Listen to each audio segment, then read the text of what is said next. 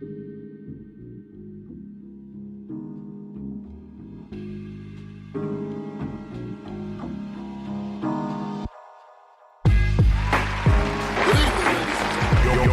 listening to Spoken Soul Sessions. You ready, my man? With Poetic Black. Ain't nothing holding me back but me, and who's holding you but you.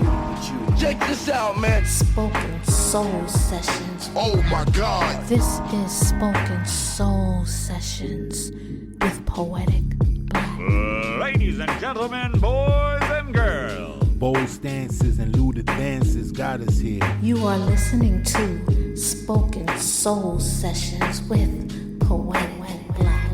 We'll start from scratch, exploring new possibilities.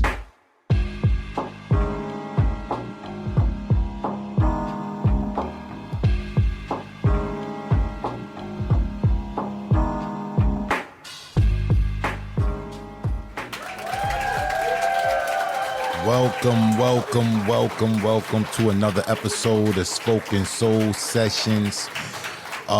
This is a second show that we're doing right now where we're broadcasting through Clubhouse. And we did a previous show. It hasn't aired yet, but we did a previous show and it was a success. So I like the vibe, being able to have live engagement as we go through the topic. So once again, I want to welcome to the Spoken Soul Session studio the lovely Miss Lady Obsidian Rain.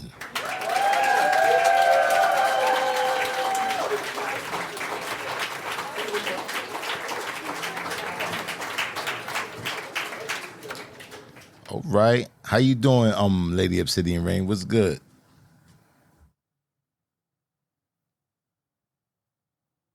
Are you there? We can't hear you. Oh, hold on. That may be me. Yeah. I can hear you. My fault. It was that was my fault. It was I had the wrong button down. But welcome back. Okay. Welcome back. You good. Welcome back. This is going to be an amazing show. I'm gonna forewarn everybody. There are a lot of trigger warnings in this discussion that we're about to have. The topic today is, are women renegotiating societal standards? Are women renegotiating societal standards? So are the women fed up? Are they fed up at the idea of they are expected to be the homemaker, they're expected to be the cooker, the cleaner, the nanny, and women are now standing up saying that they want to redefine these terms, and it's a new day. So what you say about that, Lady Obsidian Rain? I mean, I think women's been fed up for a long time. Wasn't there a song about it? I know cancel culture, is what it is, and I'm not fully up to date with everything. I don't stay in the mix like that, but it was a song in the 90s, right? Was it R. Kelly, When a Woman's Fed Up? We've been fed up for a minute with the double standards, with, how everything has been running and going, and then the blame is always being put on us. Yeah, I think we over it. We tired. Okay, so let me tell you guys how this topic came to be. Now, Lady Obsidian Rain, she always sends me these videos. She sends me videos on TikTok, and I love these videos because they make people socially aware of what's going on, and the sentiment of the people, how the people feel. But she sent me this first video, and I thought I was prepared to play it, but I just realized that I'm hooked up on the configuration that may not allow me to play it. But anyway, we can preface the video. All right, we can talk about it. The video, pretty much said that men, the statement that got me all riled up was that men are not having sex. Men it's a tongue twister. Men are not having sex because they're angry. They're not getting sex because they're angry. Or they're not having sex with women. Women like okay, it was men are angry because they're not having sex, but the reality is men are not having sex because they're angry. That was Thank you. You needed a true woman to come and clarify this because I was befuddled. Can you repeat that one more time? Men are angry because they're not having enough sex, but men are not having sex because they're angry. That men are not having sex because they're angry. And I was like, what? It stumped me, you know? And then it came with 3 more videos in succession. Bang, bang, bang. Hold this down. And I was like, oh, snap. But the second video really got me. The second video, the sister in the video, she says that women are calling men's bluff. We're calling the bluff. We're tired of we got to be the homemaker and all that. We redefining the terms pretty much, you know, and what you going to do? You know, so I want to know, you know, what it's going to look like when women are to that point where they feel that, yo, I don't need no dude for nothing or whatever the case may be. And you do you, I do me. What do you think that looks like, Lady Obsidian Rain? I mean, I don't think it's going to be a full sentiment across the board, but I do believe that as emotional intelligence is being, you know, brought more to the forefront, people are taking note to how, you know, the treatment of each other is not beneficial to any long-standing anything. This is why the divorce rates are so high. This is why people aren't actually getting married. People are not really addressing their internal wounds and how those impact how they interact with other people. So like that whole concept of, you know, men are not having sex because they're angry is basically her saying, hey, y'all need to start owning up to y'all stuff or we're not putting up with it anymore. Because we are more self-sufficient. We are capable of doing all these things that, you know, the 1950s household isn't limited by. So either y'all come correct or we'll be fine on our own. So I think there will be a shift that happens. Those who want to get on board and do the shadow work and heal from their stuff, you know, will be fine. Those who want to sit back in their ego and are still too busy pointing the finger, they're going to find those who are still operating out of their own wounding until something else happens. Like, that's how I still see it as. All right. So what I'm gonna have to do is, because I don't want to misquote anybody. So what I'm gonna do is I'm gonna switch over to Club Deck so I can change my audio, and I'll be able to play this video so we can hear the statement and we can go from there. So give me 1 second if I leave the room and come back. Like, just give me 1 second. I'm gonna switch over right now.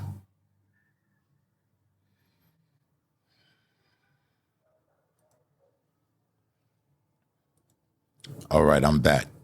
Was I going long?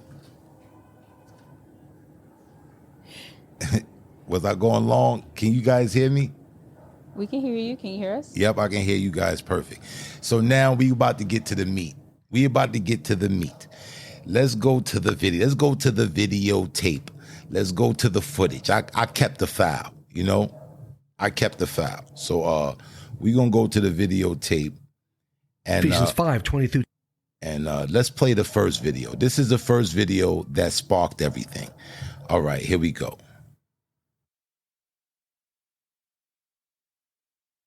One of the most interesting things to me about the substantial shifts that happened as a direct result of COVID are how, in the absence of societal norms, some of us have figured out how those societal norms do not, in fact, benefit us in any way.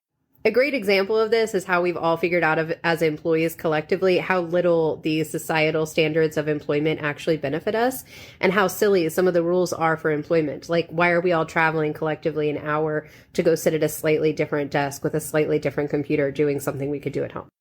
And I think seeing the world come crashing to a halt has filled us all with a certain amount of fuck it, and we're all just willing to buck against those societal standards.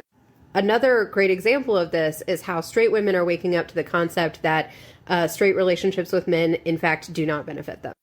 This is very difficult to be awakened to, by the way, because we are bombarded with brainwashing from the moment that we're born that the only way that we can be happy is to go make a man happy. But that's not really accurate. Men have a precedent of not meeting our sexual needs. They're not able to act as equal partners in the home frequently. They aren't trained how to be good emotional support systems or emotional partners. Like, they bring very little to relationships on average, always exception. It is, in fact, so deeply ingrained that most women spend from the moment they hit puberty every single moment either trying to be in a relationship or being in a relationship without really having a break to consider whether or not we want one or whether it's a good thing. And then here came COVID, and all of us got kind of locked at home for 2 years and realized that it was really peaceful and nice and, like, actually easier than being with men because we weren't having to care for another person.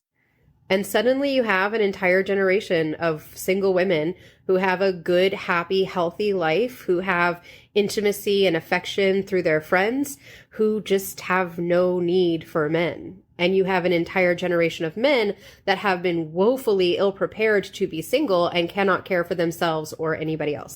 It's not a coincidence that we have this like huge wave of men trying to force women back into a 1950s style relationship. They want it really bad because it really, really benefits them and because they do not know how to survive without it. And I just kind of find it funny. It's like, now that I see it, now that I understand what's happening, when I see like comments like this or, you know, Andrew Tate videos or whatever, or the men just like freaking out and getting angry about women not like doing what they expect them to do, like, it just amuses me. I just find it fucking funny because it's really sad and pathetic. You're going to have to go build your own life, men. You're going to have to go learn skill sets that you can then bring into a relationship, because the guilt trips and the ploys and the manipulation, it's not going to work. One of the most interesting... Okay, so we heard the video. We have some context. And as you guys would expect from me, you know, I was bothered. I was triggered. What's that word they use? Triggered. I was triggered. You know, and I'm going to preface this by saying that, you know, when we get into this, we're going to see how it unfolds, because men are oftentimes in this society, the way the societal norms are, the standards of society, men are oftentimes neglected. And men have been trained to know that they're neglected. Their wants, needs, desires don't matter in the construct of being a good man. You know, you got a man, he'll work his fingers to the bone or whatever the case may be, go out, provide income or whatever the case may be, and he'll work till he's dead. You know what I'm saying? Father's Day come around, you don't hear but a peep, nothing but a peep about Father's Day. But Mother's Day, they turn it into a whole weekend. They do concerts. They do all types of stuff in regards to Mother's Day. So Father's Day, in the societal norms today, men are neglected and they're not expected to want that type of affection or want that type of recognition. You know, men are not just, we're not trained to think that way, you know, and women a lot of times, because we don't think that way, they take for granted our feelings. So when a man stands up and he says, oh, I feel this way, I feel that way, and this is the way I see it, he's oftentimes gaslit. Oh, you don't feel that. this is because of the trauma you've endured, or it's because of your daddy wasn't in your life, or you don't know how to be a man. It's always some type of gaslight, like, yo, he's saying that, yo, I feel like I'm not heard. I feel like my opinion don't count. And it's like, if you go back and forth with a woman, you're considered to be, you acting like a female. And I've heard that on this app, on the other side of Clubhouse, not the poetry side, but the other side of Clubhouse. I've heard that a lot. When you find two women, a man and a woman, going back and forth in discourse, the mudslinging start, the first thing that they come with, you acting like a female, you giving me gay vibes, or whatever the case may be, attack his masculinity. So men have learned to operate under this construct. And it has its ramifications. You find men they are insensate. You know what I'm saying? They really are not, concerned about feelings. They know, I got to get this money, and make it simple. 1 + 1 is 2. So whatever that means, if I meet these requirements, that means I'm solidified as a man. And women, however, are in this society, in these standards and these norms, they are considered to be, you guys are weak. You need assistance. You need help with things. Even in the work field, when you go to the work field, and I'm a chef, so I've been in the work field, where you have women in that workspace, and I've seen it time and time again. When you got a heavy task or something to do, you see the women, they get up to the strong men. You can get that for me, or grab that pan for me, or do this for me, or whatever the case may be. So they've been taught, and they've been, indoctrinated to believe that you are supposed to automatically get the assistance of any man in your reach. Any man that's there is supposed to drop everything he's doing and come to assist you, because you are a woman. So it's not the same for a man. So in doing that, you're gonna create two different types of stigmas and stereotypes and conditions and paradigms on both parts. Like, women are gonna be considered to get like a woman could bat her eyes. You know what I'm saying? She get in the club for free. She got a beautiful dress on, or whatever kids be. She on the line. Nah, you coming in for free, ma. She got that, what they call pretty privilege. Is a such thing, But when you look at it, these are the things that hinder us from coming on one page, one accord, to understand each other, to say, look, how can we move forward as a couple? So that's the premise of the first video. So I'm gonna let Lady Obsidian Rain, what did you get out of that video? What do you think that she was trying to say? Because I got a couple of key points that I thought that was very damaging of her statements and things that she was saying. So what was your overall take of that video?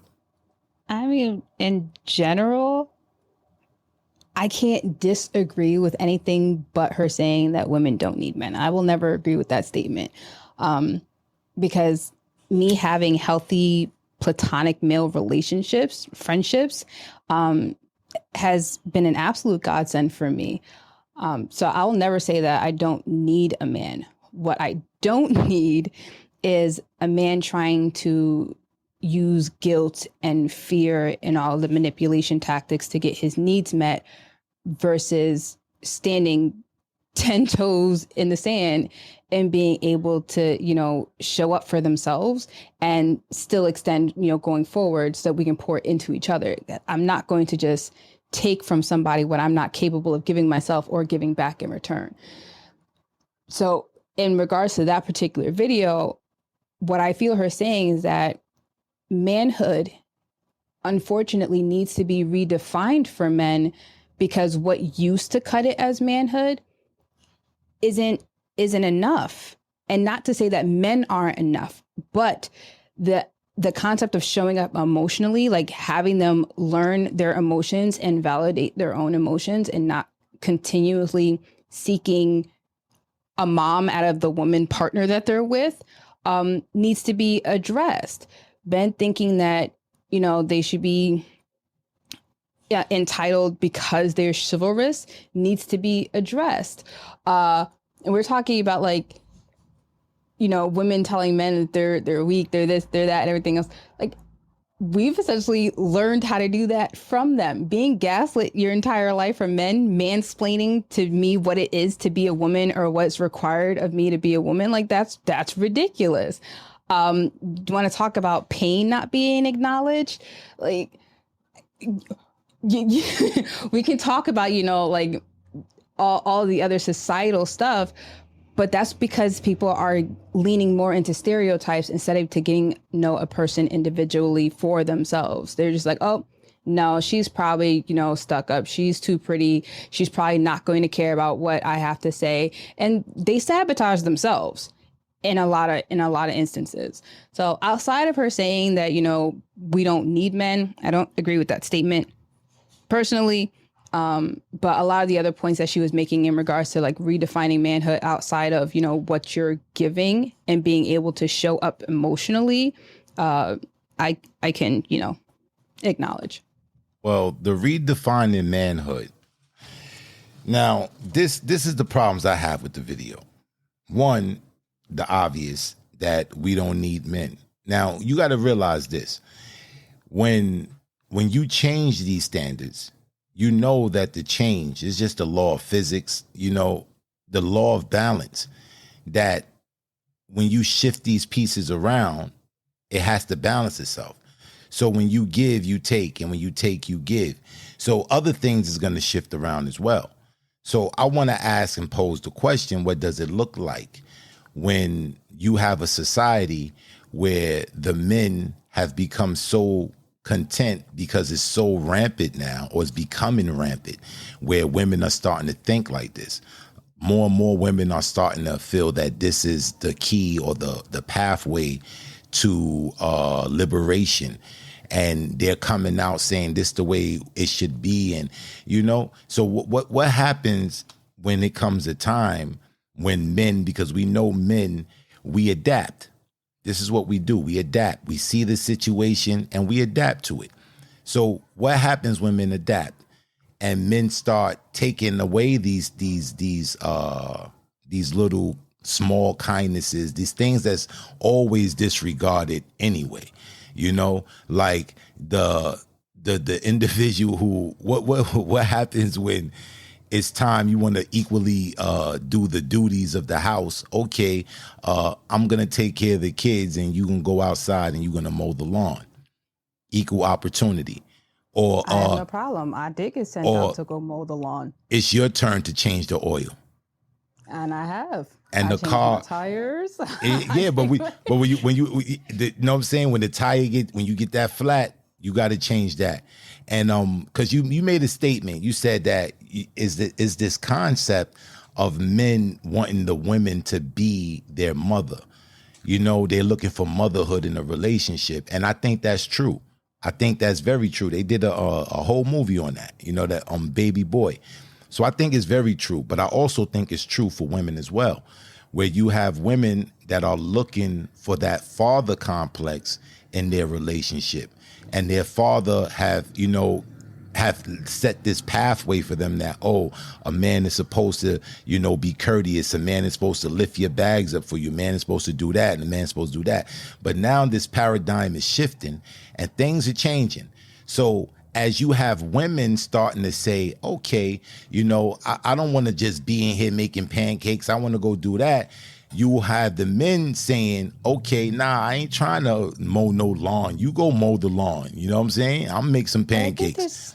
I think there's a little slight difference to that, because we have to remember, like, it has been man-led for a very, very long time, not taking women into actual account and like women's voices being heard. We've been, you know, essentially, what's the word I'm looking for? Like, it's essentially been dictated to us how we are supposed to act in order to get a man's attention. And then it got to a point where men started saying, oh, women are being manipulative. They're using their womanly wiles to get us to do things. So there's a whole bunch of projection being thrown around, but no accountability for individual characters. Like, the whole Jasmine Sullivan song, "You're gonna turn me into a hoe," like, I find issue with that because nobody can get me to act out of character except for me submitting to acting out of character, you know? And so as long as people keep saying, oh, well, because of this person and because of that experience, oh, well, to hell with everything to the wind, like, you don't help the cause. And then everybody's like, oh, well, you know, there's a certain time where you just get tired, you just get fed up. So you give up your integrity because of what? Maybe if we held more on to being, you know, people of integrity and not allowing circumstances to dictate how we operate, would we have a fighting chance? If we could come along and have communication and conversations like this and not just saying, oh, well, the women did this, so now the men are acting like this, or men did this and now women are acting like this. Like, stop placing the blame and just acknowledge what's happening so we can go forward. Too much of it is just projection and blame, and no, just saying, okay, well, I acknowledge my role in this. So now let me check my heart. Let me check how I'm operating and then adjust appropriately. And still, at the end of the day, it's like, why can't we just treat each other like human beings where both of our emotions matter? We can communicate who wants to delegate which task, because it still comes down to personal preference. I mean, you think about growing up in the 90s and watching the Rugrats, Betty was the more masculine one in her relationship, but she sure enough loved her husband, and he showed up and they took care of their twins. So it's more just like, how do we rise together as, you know, man and woman, because we need both, to go forward, and not so much the crab in the barrel mentality. Oh, well, you did this, so now I need to get my hit me backs. Come on, that's childish. Yeah, I think it's very childish, but at the end of the day, you know, this is the situation that we're in. So how do we navigate in this current situation, especially in terms of you have so many women are starting to take this point of view? Because a lot of things that men do, you know, on the regular, a lot of things that men do is taken for granted. And we don't get recognized for a lot of things. So when it comes up to what do you need a man for, that's why we're here now, because you have women asking the question, what do I need a man for? Because so much of what he brings to the dynamic is ignored. It's not even thought of. When you think about a woman and what she brings to the relationship and her value, you talk about motherhood, you talk about nurturing, you talk about, you know what I'm saying, her making ends meet and things of that nature. You hear all the struggle stories, you hear all of the triumph stories, you know, but the father is never present, at least in our community. In the black community, the father is never present. You know, the father is not talked about. He's not spoken about. And when he is there and he is present, it seems that he's just relegated to being the ATM and the security guard. Like, oh, okay, you're just here for security and when I need money, but everything else I'm running, you know? And this is a lot of how in the black community, I'm talking about specifically the black community, a lot of the households are ran that way. A lot of the households in the black community are ran where the mother is running things, you know? And that's because we ignorance is a choice.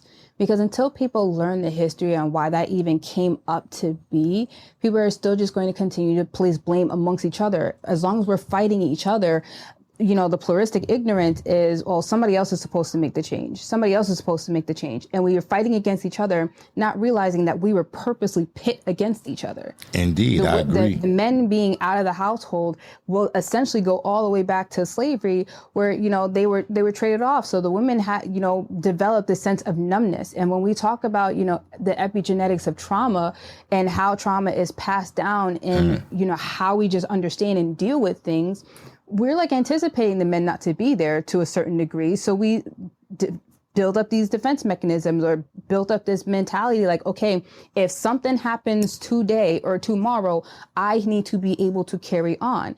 And so literally most people are operating out of defense mechanisms that they don't even understand. Great point. You know, even go down like further after slavery and stuff like that, when the household started to become more centralized, they then threw, the welfare there in the system and said, oh, well, you'll make more money if a man isn't in the house. So now men are like, our black men are thinking, okay, well, we're not needed. We're not necessary. They're walking around with that wounding, but they're not directing all of that anger and energy where it needs to be going. No, they point it back to the woman, and it's not fair. And now with that, now when you say that they didn't do that to them, now this is the question, right? There was a choice. It's a choice, because the way it was, I believe it was Roosevelt who passed that. And they said that I believe it was 1965, if I'm not mistaken. Y'all can fact check that. But when they passed the Welfare Act, it was a condition that you couldn't have an active man working in the home and be a welfare recipient. If you had a choice made out of fear of not having enough, it's the lack mentality. And so resource wise, people are going to, like, deductive reasoning, make a choice, not necessarily coming from their heart center, but coming from fear. Exactly. I agree. But it happens both ways. It happened for men and women. You dig what I'm saying? Like, you giving the perspective of the man, from the woman, of how she had to make these choices, and these choices wasn't necessarily her own, but these are choices out of circumstances. Choices that was, the choices from duress. It wasn't like, oh, I actively, or, I said, I'm going to choose this. No, like, these are the options I was left with. So I chose this. I understand. I totally understand. But that happens with men as well. Men have suffered from that same dynamic, that the same identical construct. Yeah, that's why I said, like, they started feeling like that they weren't needed, they were a burden, they weren't necessary. And so they, the alcoholism, rose, because now they're having an identity crisis. If I'm not needed, then what else am I supposed to do? Maybe I don't belong here. That's going to be internal anger and rage and self-hate. So yeah, absolutely, they are impacted by that. And that was the whole goal of it. You're going to turn one against the other and make each other angry at each other. It was a poem that was written, and it was basically like the black woman saying to the man, like, where were you when I needed the protector? Where were you when the master dragged me off and implanted his seed in me? Where were you? Like, why didn't you?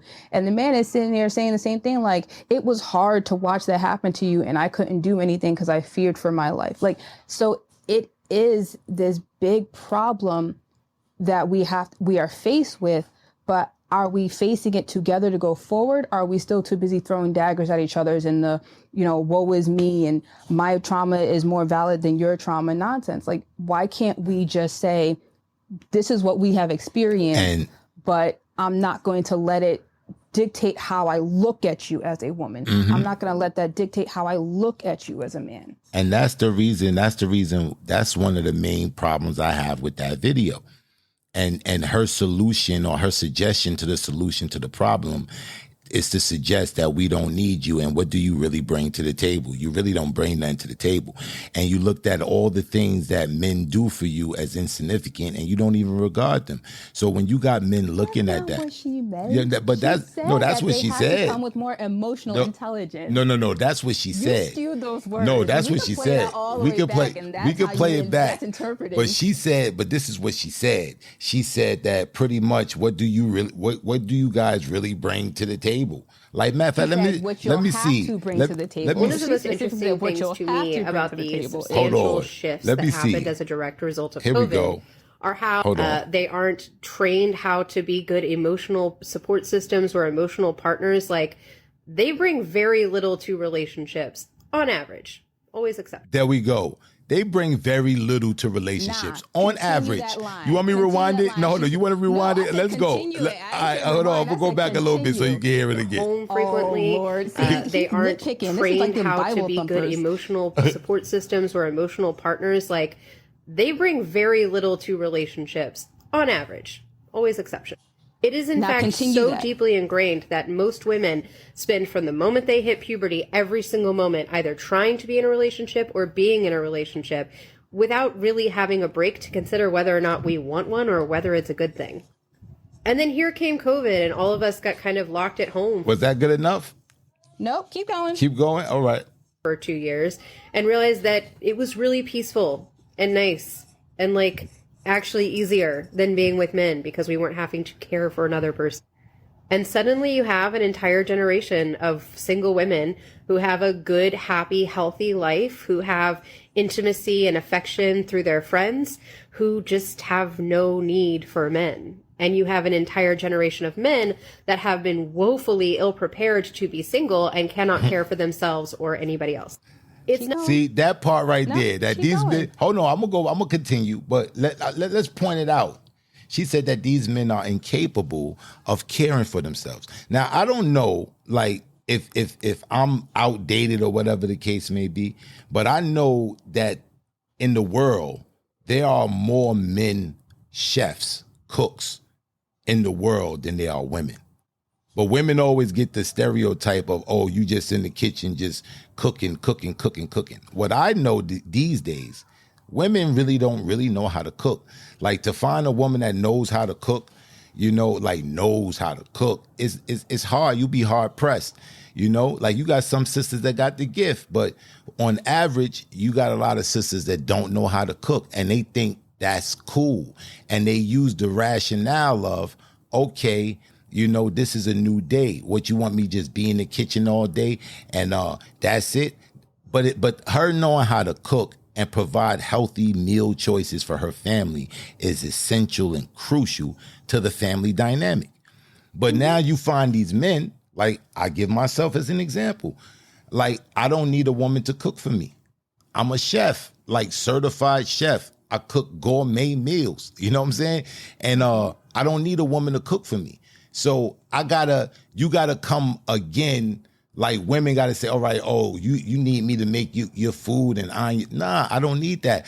I know how to wash clothes. I know how to dry clothes. I know how to fold clothes. I know how to, you know what I'm saying? I know how to clean. I know how to do all of these things. So now pause one moment because I hear you, but context also has to be given. Because, you know, you stated before, there is a difference in, you know, demographics, how these things play out. This is also a white woman given, you know, her perspective on this. So that could specifically be for her community. When we think about our Black men being more of the chefs, we also have to go back into what were the professions that were open and available to them when they go off into these prison, you know, penitentiaries or whatever the case is. You know, they pick up all the cooking skills and they come out, and that's usually the job that they're able to get, being the busboy, being the chef and stuff like that. So, yeah, I don't think what she meant in that specific terminology was that in what they're capable of doing in that regards, they're unable to take care of themselves, but it's the emotional care that men are lacking. Men don't emotionally care for themselves. They repress a lot of their emotions instead of standing 10 toes and be like, hey, this matters. Which is why I will always advocate for men's mental health and men developing better emotional intelligence so that they can see the women who actually value their emotions instead of chasing after these bad Barbies who, you know, had this, you know, image put in mind that this is the woman that guys go after.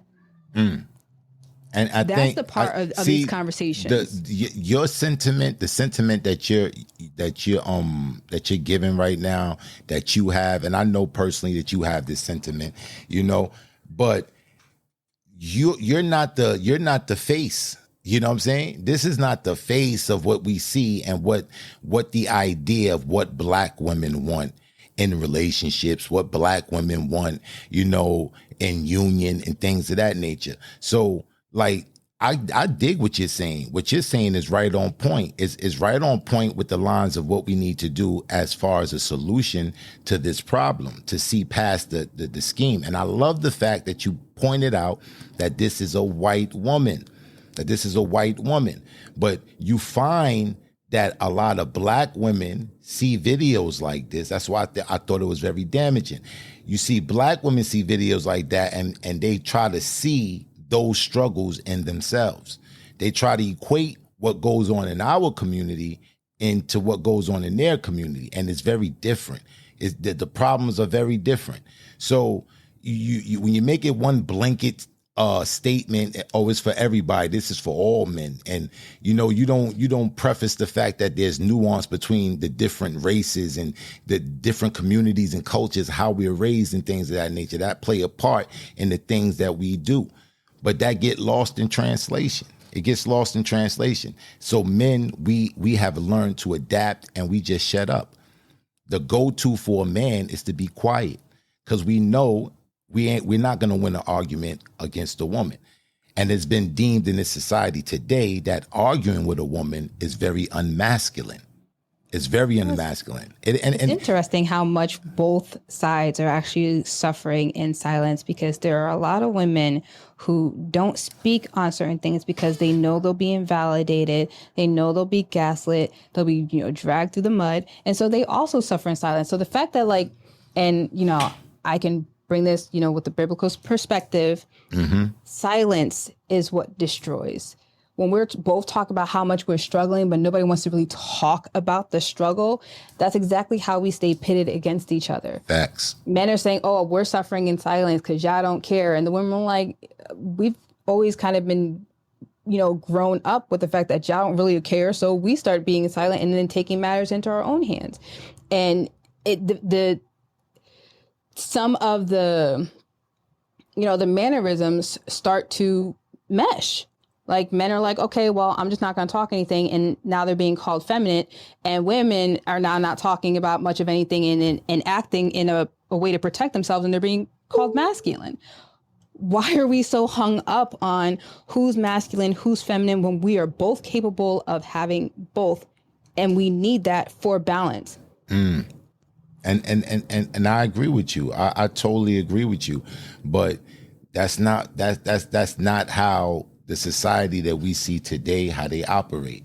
And for men, and I'm speaking for the men, like black men, I'm not talking about the Pookie and the Ray Rays.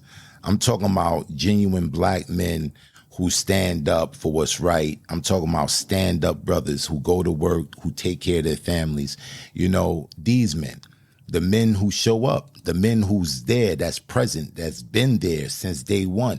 I'm talking about these fellas. I'm not talking about the individuals that's out there trying to finesse a chick out of her income tax. I'm not talking about a dude that's out in the club every weekend and he just running through mad different females and all that. I'm not talking about that dude. I'm not talking about the fake ass Derek Jacksons and them, the panderers and all that. I'm talking about the real stand-up brothers who mean well, who are sincere, who are hardworking men, and their voices are like unheard.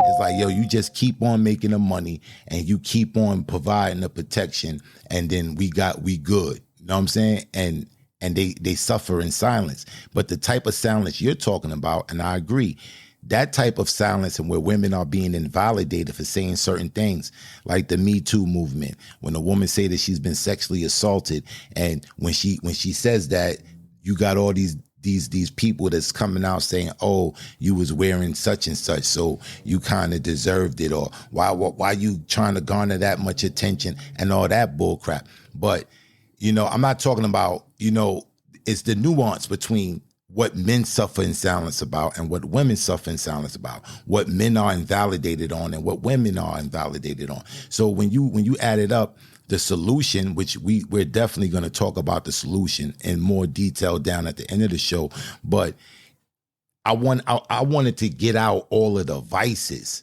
I wanted to get out all of the stumbling blocks that we keep tripping over. Let's talk about the things that we don't like in each other, or the things that we feel we're invalidated with one another. You dig? Let's talk about them things before we necessarily get into the meat of the solution, rather. But we're gonna we got 3 women on the platform. Yes, we got 4 women on the platform.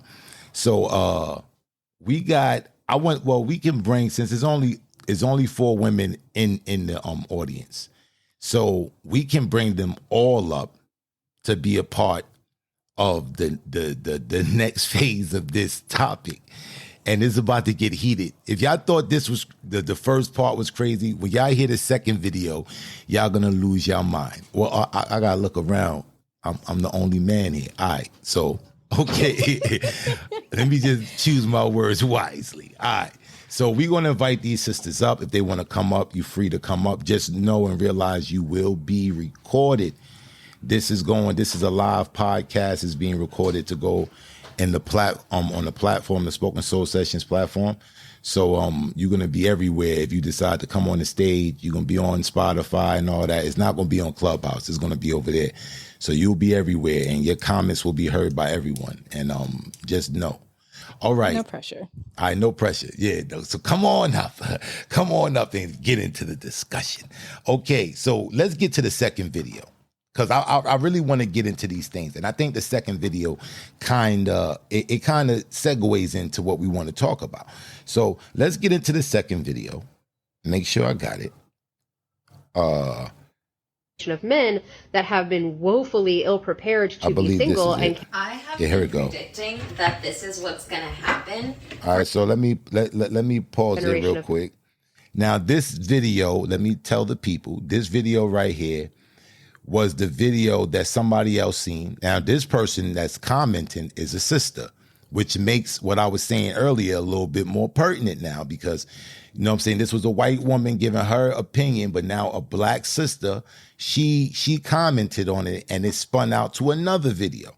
So we can get into what the sisters think about this video. So I'm glad it was a sister who commented. So let's get into it. Roll that beautiful bean footage. That have been woefully ill-prepared to be single. And I have been predicting that this is what's going to happen for several years now, even pre-pandemic. And what it all boils down to is that we've called their bluff. All of this has been built on a bluff. And you know what? Women went ahead and we called that shit. We said, all right, bet. I'm all into. I also think that men are treating this like this is a negotiation, which okay, fine. Let's pretend it is. Let me tell you why you're coming in woefully unprepared to negotiate. So I said it before and I'll say it again. Men are delusional. And I don't say that to be rude or insult them. I just say it because let's look up the definition of delusion. I looked it up and it is so perfect. The definition of delusion is a belief of an alternate reality despite persistent evidence. Now, let me preface that because in this video, she did make a slight typo. The definition didn't say what she said. She said it said altered reality, not altering reality. You know, let me go back a little bit so everybody can know. This is what she said. Let's go. I looked it up and it is so perfect. The definition of delusion is a belief of an alternate reality despite persistent evidence to the contrary. So despite women consistently saying, you know, we don't want to be in relationships with men who do this, this, and that to us, they're like, not all men are like that, blah, blah, blah. Like just basically denying our reality that we know to be true. So as the non-delusional party, women have an understanding of the reality, and we also have an intimate understanding of the male delusion. Also been learning about negotiation our whole lives, while you have been in a position where you just think that you're the boss, and so you don't have to negotiate. I've known how to manipulate men since I was 3 years old because my dad is one of these delusional men that I'm talking about. I watched my mom attempt to manage his ego, to, you know, make him happy, to do everything to be the perfect wife, mother, and it was never enough. Like, it was never good enough. And I also saw that he lived in a delusion. I saw that he needed my mom, but he would pretend that she needed him. I saw how he pretended that he was the provider for the family, but she would often work more hours than he did and also do more caretaking of us. I saw all of this happen. This isn't something I had to learn in college. I learned it through living life with men. And so when I had some scrub motherfucker try to call my bluff and be like, you're gonna end up alone unless you succumb to being the exact type of wifey I want you to be, I was like, okay, bet. And you know what? My life has gotten so much better. Isn't that so weird? And I know what you're thinking. You're like, well, that's just you.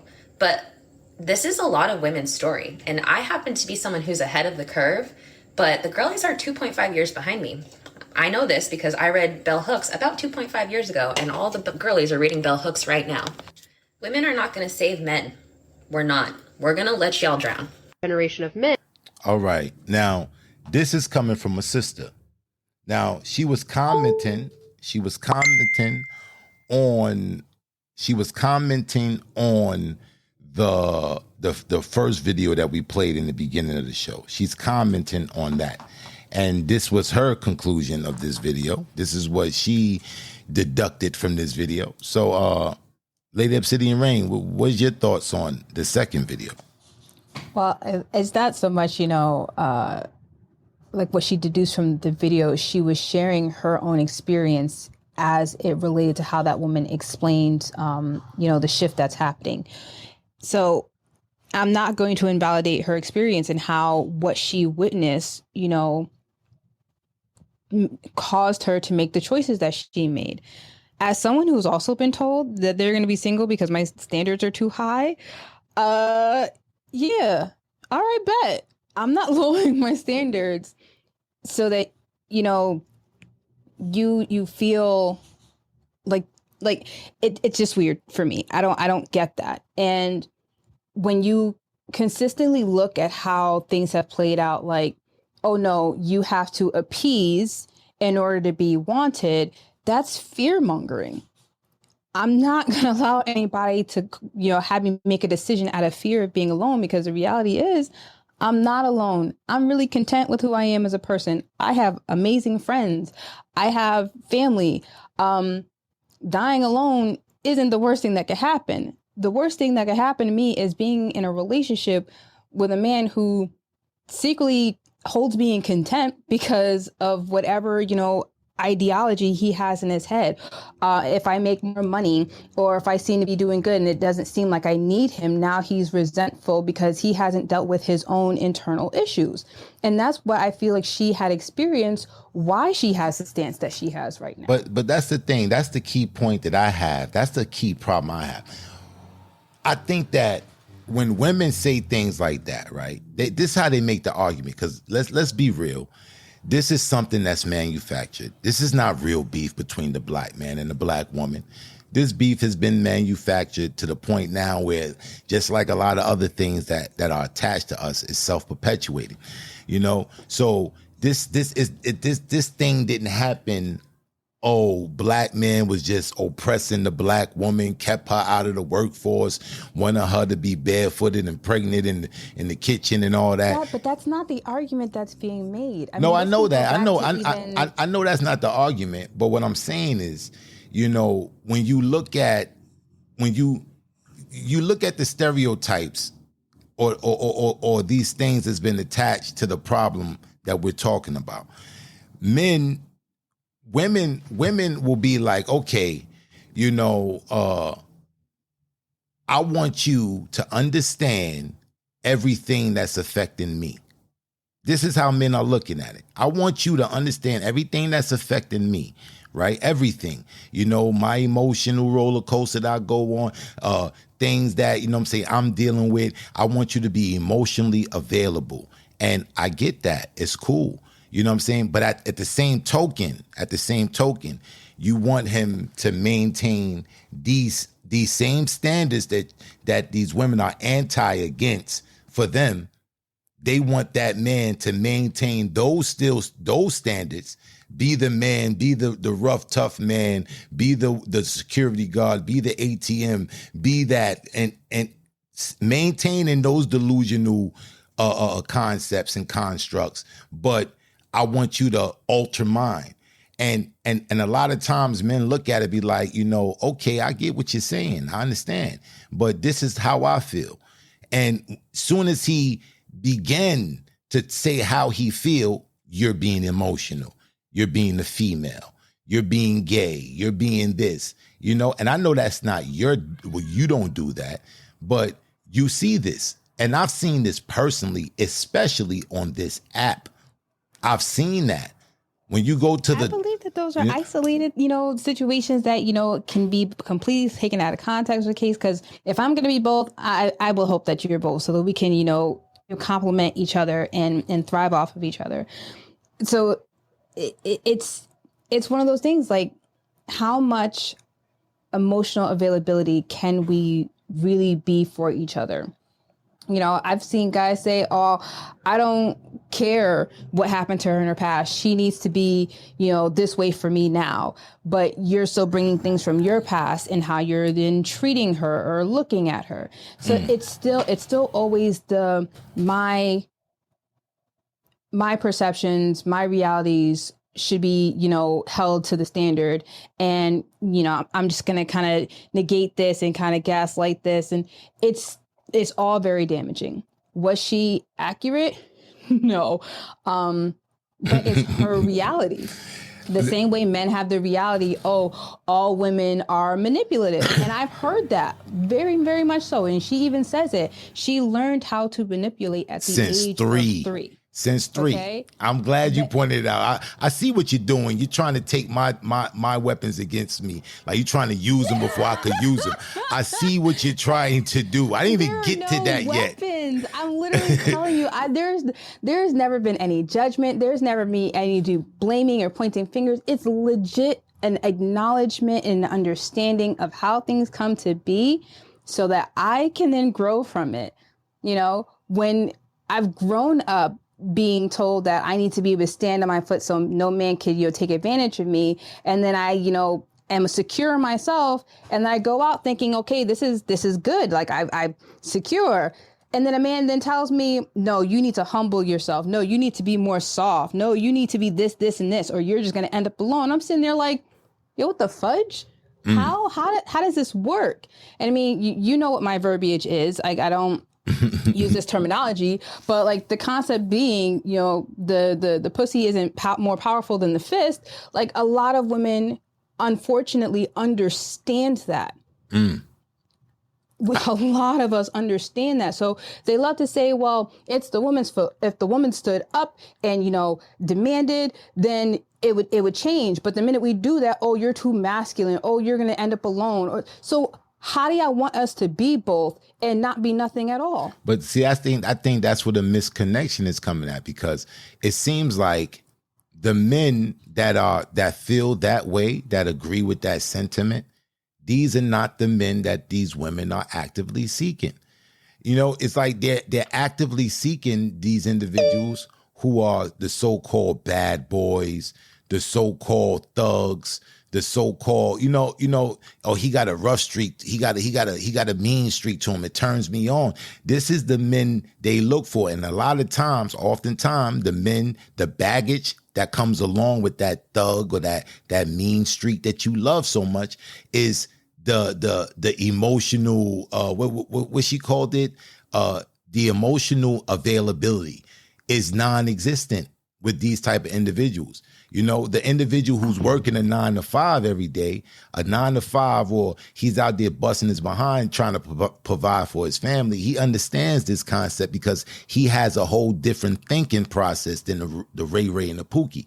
But the Ray Ray and the Pookie, you know what I'm saying? That's the one that the females, it seems like they're actively seeking. The individuals who are stand-up dudes, they're looking, oh, these are lames. Like, I'm gonna let you say that, but let me just say this one point to this point. I seen a video when they was asking this sister. I'm pretty sure you probably seen this video as well. They was asking this sister.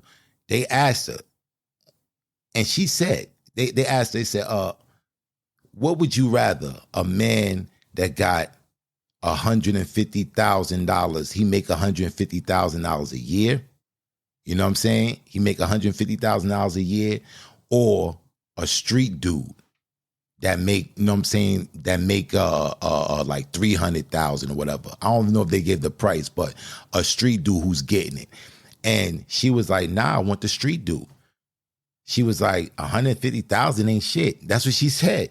She said, that ain't shit. He's like, yo, but you saying, yo, he work at a bank. He make 150,000 a year. Like, that ain't good. He's like, nah, that ain't nothing. If he makes that, he only got about like 50,000 in the bank. I want a nigga that I can go to and say, yo, I need 30 bands. Let me get 30 bands. Like, when I seen that video, I was like, whoa, look at the expectations. These are expectations that men are not, no, the average man is not reaching that.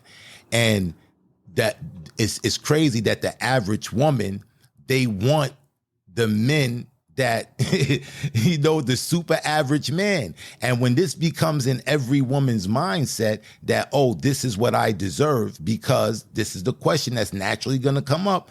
Why? Why do you deserve me to give you 30,000 off your whims? Like, yo, I need 30,000. Give me 30,000. Like, why? For what? What do you bring? What do you bring that would make me say, yo, look, you deserve this? You know what? What is it? Like, tell me something. Not saying that you're not worthy of it. I'm not saying you're not worthy of it. I'm not saying that if you came to me and say, yo, I need 30 bands, that if I got the 30 bands, I'll give it to you. There's nothing wrong, with a woman asking for that type of money. But what do you bring to this dynamic that warrant you to get that type of assistance? Like what? And then when you start asking that question, what happens is now here comes the gaslighting and, oh, I'm a queen. I'm a this when you're starting to actively seek your father in this relationship. Your father told you was a queen. Your father told you you was a princess. Your father told you that there's nobody above you. Your father told you that. But here you are looking for your father in the relationship. And things are getting twisted. So you see how that same dynamic applies to both of us. But go ahead, you got it. It could be like they didn't have a dad and they want somebody to take care of them. Like anybody who operates like that, it's still the resources. That's looking at the person as a resource. That's not looking at the person as a person and saying, I'm choosing my heart. No, they're choosing out of fear of not having enough and wanting to be loved on and lavish because they probably didn't get that to the degree where they felt secure or developed any kind of personal security. And so like, it's also like brings me back to the conversation between Nikki Giovanni and James Baldwin when, he talks about, the men going out and being the provider of the household, but then coming home and he's mean to his family.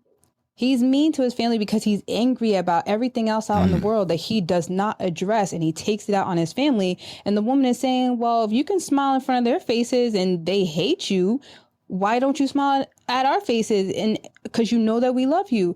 So that's where, like, that's really where a lot of the issues kind of come from, is just this fear. Like everything will just boil back down to like fear for me, like not being able to accurately express yourself, not being able to feel like you are secure and valued on both sides. But on that note though, and this is like you said, and this is real, that fear, it's that same fear that shuts men down. It's that same fear, that fear of being inadequate, that fear of saying, you're not going to accept me. And then many men today, with the mindset of the women today, I'm not saying all women, but the mindset that's rampant on social media is that it's true. If you ain't got no money, you ain't worth shit.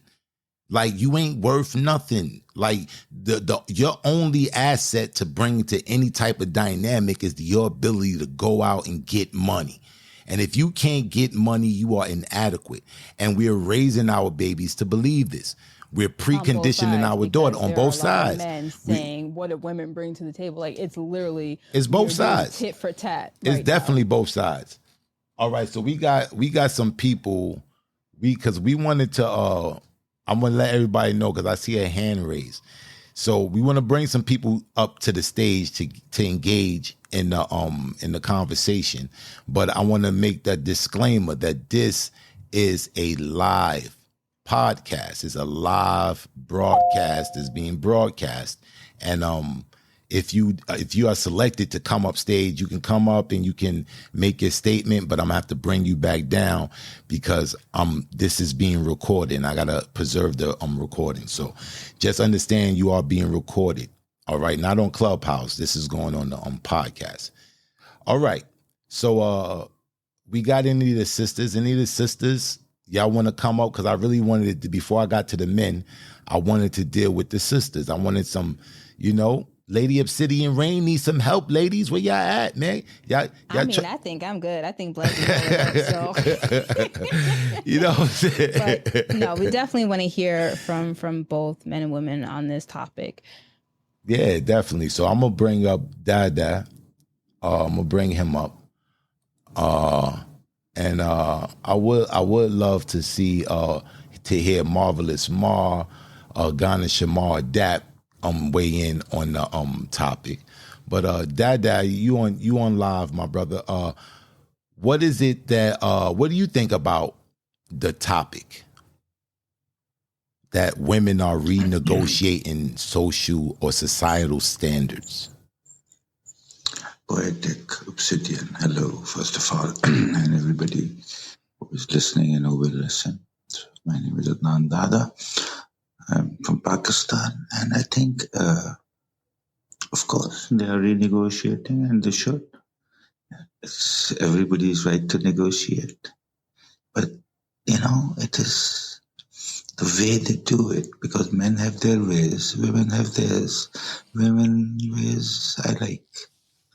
But, they need to, yeah, why not? Of course, go assert yourselves.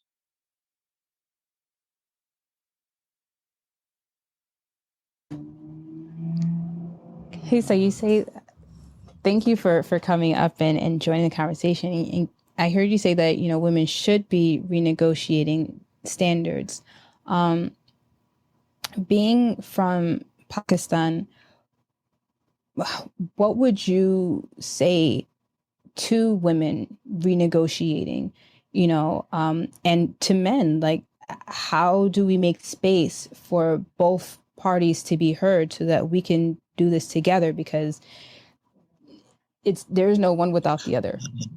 I have a foreigner's perspective on this a bit. So maybe, it's a wider lens. So maybe I am able to make you understand. Because, you see, on Clubhouse, I've had the opportunity to meet people, men and women, and most of them are American, and most of them are African American, what you would say, black people, and many others, but more black people on Clubhouse, what I have seen, and men and women. So I can, whatever little experience I have, because I've never visited the United States, so I will tell you one thing, and that is that I see something odd. I mean, I'm just giving you my impressions, and you may correct me wherever I'm wrong. But the impression I get is that both are so alone, and they feel so frustrated by life. I don't know, because one thing, what you people did, Americans, I mean, you did great things as well, not denying that, but, you broke families. The individual is far more important than the family now. So that's a good thing. I'm not saying people shouldn't be assertive. I'm a very assertive person in my own realm, but, for example, a 6-month-old baby is the most amazing thing in the world. Man, woman, who would deny that?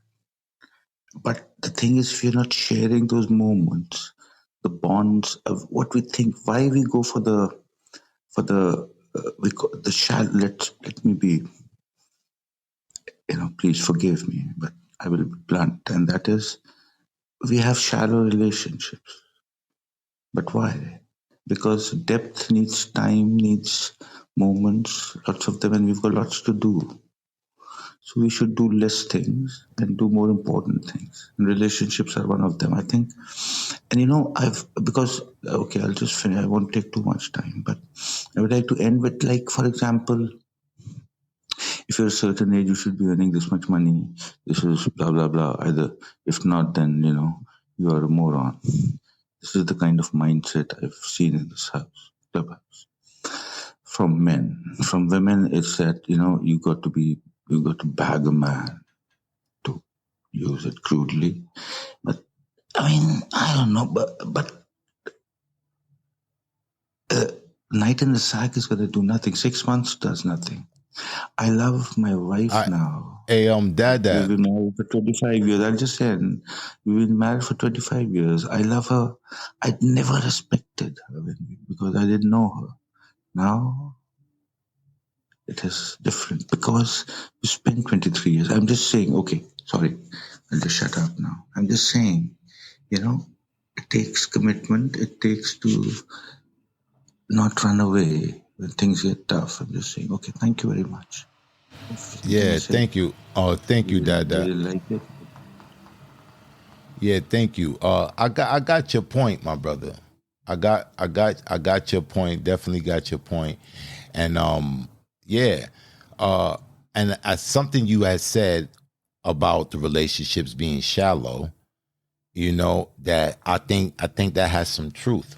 I think it has a lot of truth, that the relationships from the get-go, from the jump, they're always on or they're initiated on shallow terms.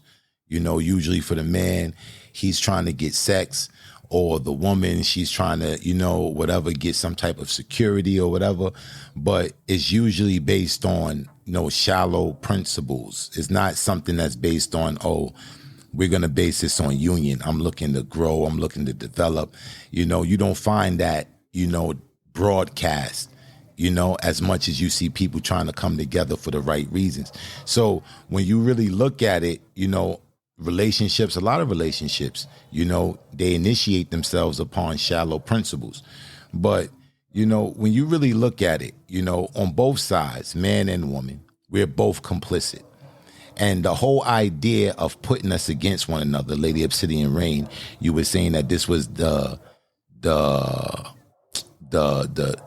what's the terminology you use?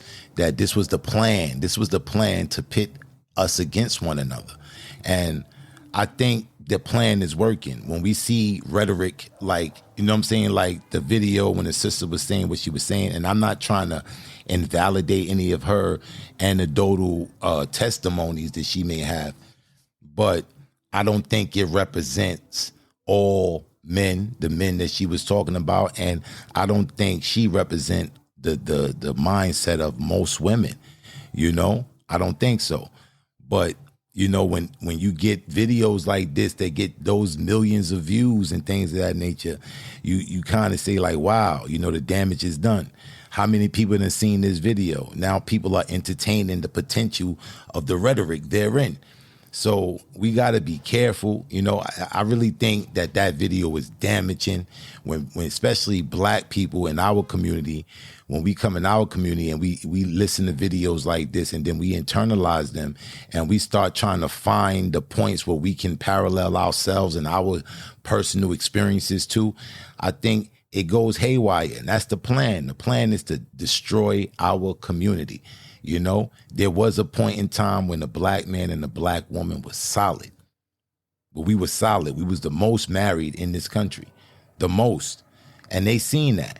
And they projected the ramifications of us staying together and where we was going to be, determining where we were at that point and where we would be if we stayed together. And then it was a war on that. It was an agenda to separate the black man and the black woman pacifically. And I think that war was waged, like it really manifested itself clearly in the 60s, but the seed was planted way before then, way before then. I don't remember the name of the book, but it has something to do with like the birth rate of, Anglo-Saxons and them not wanting to lose the majority. So, they were against intermarrying. They were, against a solid black family. They were, really trying to maintain their numbers, which is, one of the things when we were talking about, Roe versus Wade, the overturning of that really had nothing to do with us as minorities, because welfare, abortions, the highest numbers correlated with them, Talk about More often than not, they tell us we have too much kids. This is why we're poor. It has always been about them keeping the majority. And I don't even care for the, it's us versus them argument either, because my stance. I am part of the human race. If I had, I couldn't have controlled who my parents were. So it just so happens to be that I was born melanated, and I'm perfectly okay with that. But I'm not going to then look at another person and say, oh, you're my enemy because you just so happen to be born to, Caucasian parents. Hate is not in ingrained in us at birth. We see that with, kids when they're playing together, when they, see each other in matching costumes and like, oh my gosh, that's my sister. It is taught to us that, one is supposed to be better than the other. It is taught to us that we have to be against each other in order for one other person to survive. Everything has always ever come down to resources in this country and around the world, So until we can acknowledge that and point the blame where it needs to be, that this is what is being done to us, it is not us doing it to each other, and then let go of the pluralistic ignorance that somebody else is going to make the change and start being the change, we'll still be turning our wheels. That right there deserves a round of applause. I tell you. Now, that because I agree with that sentiment. I really do. I agree with that sentiment. And, it's deliberate that they put this stigma between us, put this wedge in between us, and they try to keep us separated because they know what we can be when we unite. I believe it was the artist Tank who has said that, he said if he sung that song, Stay With Me, by Sam, the white guy Sam, but if he would have sung that song, he said it would have got low bandwidth. He said because he was singing it, because the race of this individual who was singing it, it got major bandwidth, because they don't want to hear songs about us loving each other. They don't want to hear songs about us forming union and understanding and validating one another. Like they don't want to hear songs like that. They want to hear songs of us calling each other bitches and hoes and dogs and sluts and you know what I'm saying? Scammers. It's the Willie Lynch letter. Like if you Indeed. can teach us how to degrade ourselves, and they don't need to do it anymore, because then they won't make themselves the enemy. We'll make ourselves the enemy. And exactly what happened with the Black Panthers. Fred Hammond was uniting all of those in low income and under oppression, and they murdered him. Mm-hmm. Because they knew exactly what was going to happen when he get these people on one page. Understanding it's not even about, oh, you got low income, but when we bring our resources together, we can build communities. We can build infrastructure in our own communities. And that's what the Panthers was essentially trying to teach. How to build infrastructure in our communities and build our own communities up, without assistance from out, because they wasn't getting no assistance, but how to set up programs that we can assist ourselves with the meager resources that we had available to us. So right, and it was him uniting the different communities, the Asians, the trailer park white trash, as they were coined at the time.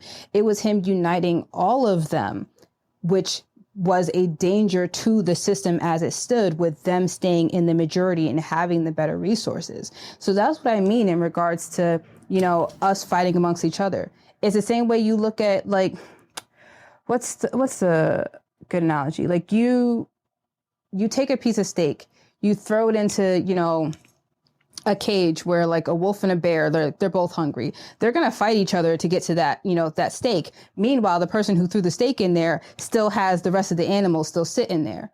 So if they can keep us fighting and squabbling amongst ourselves over who should have this and how they should be able to do this, they're sitting pretty. They don't have to be the enemy anymore. We literally are fighting amongst ourselves.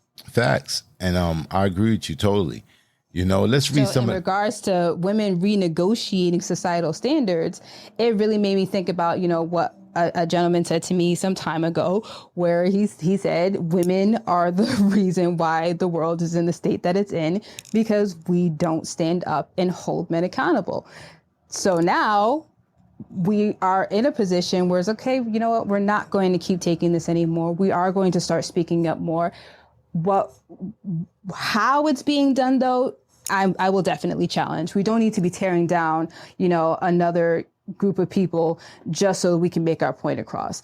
It's not supposed to be, us versus each other. It's supposed to be, hey, let's go to therapy because you have some things that you need to work out. I got some things I need to work on.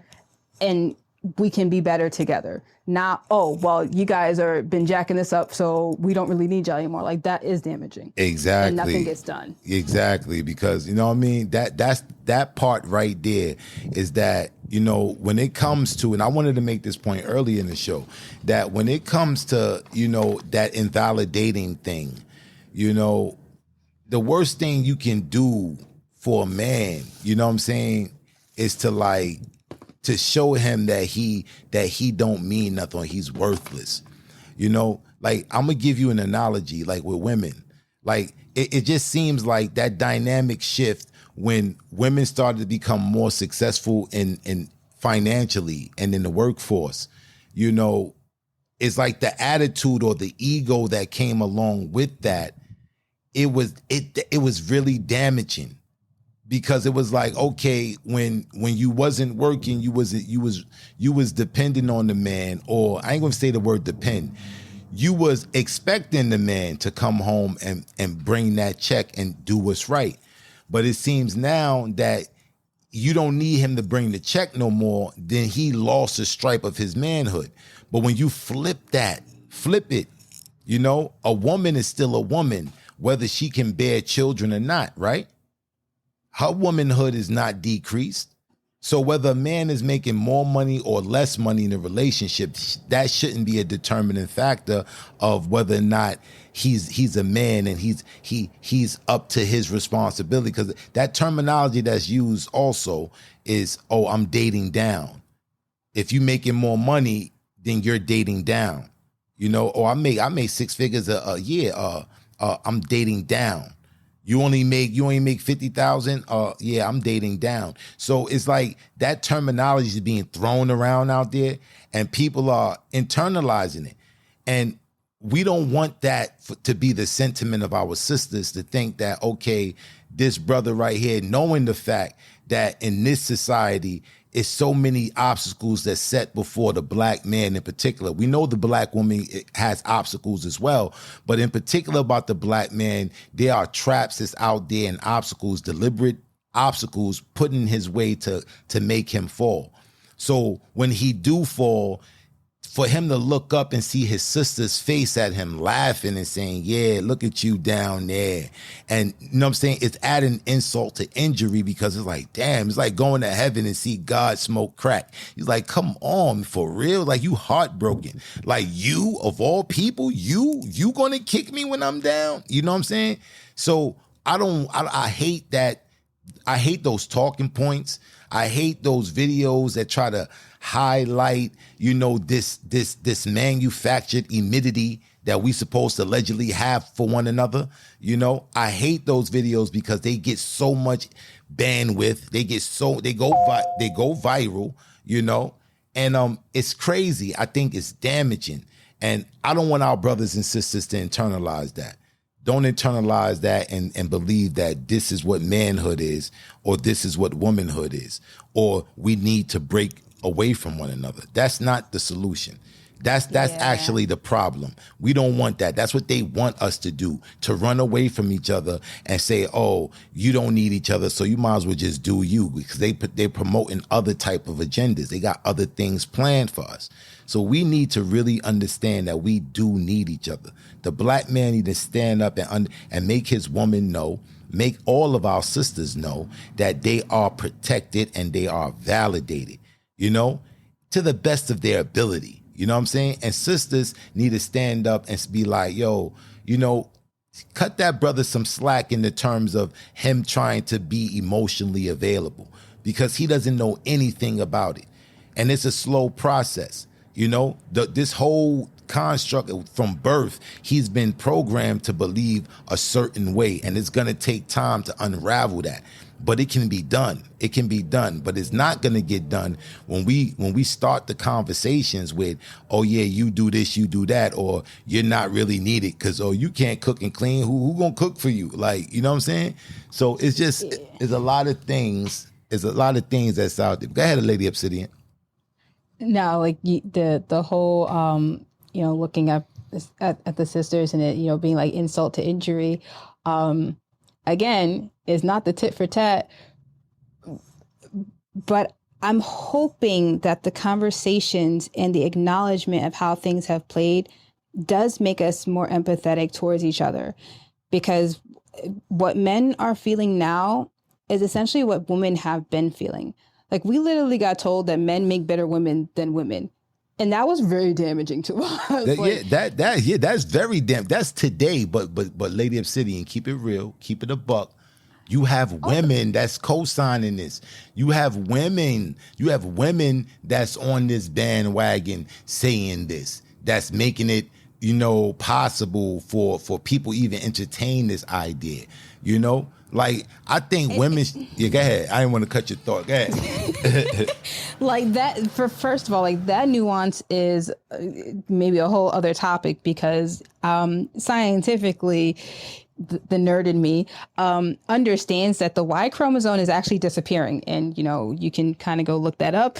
The chemical expressions of people have been changing.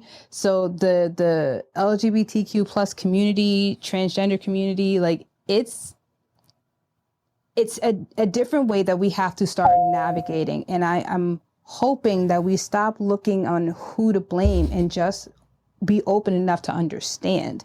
Like, no